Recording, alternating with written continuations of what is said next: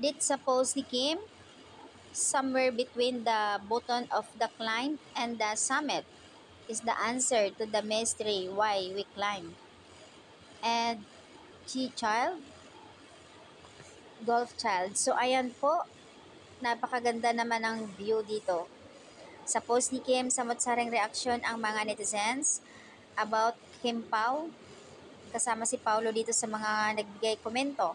Isang netizens from Indonesia nagbigay komento, good comment, in a good that you are getting to know Paulo. For those who are judging Paulo, sometimes people do things for a reason. When a man did not find what he really wants and he cannot be stable in a relationship till he finds the right one. Love can change someone, and when you love someone, bring out the best in them. Paulo is a good man, caring father.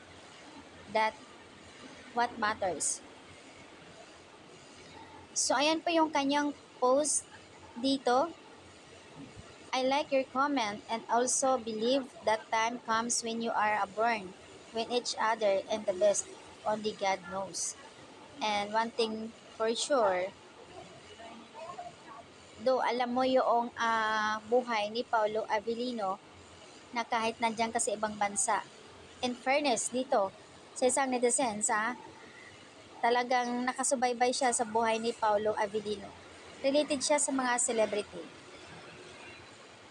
Idol na idol niya siguro si Paulo, kaya ang ganda ng comment niya dito para kay Kim na kumbaga parang mangyayari gusto niya na caring, mabait si Paulo to the partner kay Kim.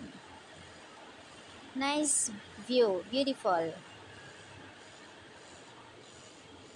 So ayan po, very nice place Lodi Kimi, enjoy and take care, sabi dito sa isang komento ng netizens dito kay sa isang post naman na nagsasabi, I love Kim Pao, ang lakas ng chemistry nila.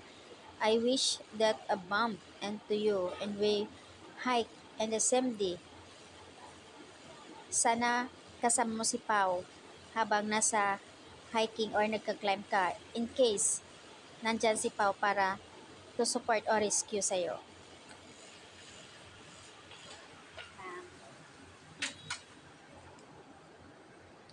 Iba yung feeling kapag kasama mo sa climb yung boyfriend mo or kaibigan. Siyempre, at dito naman, ang kasama niya dito si Bella Padilla, friend niya.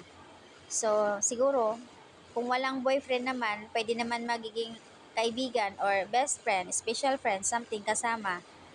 Mas maganda. Kim and Pao, I love you so much. Just wish I could let's meet you someday. So, ayan. I love Kim Pao. Ganda ng good comment nila dito. Puro Kim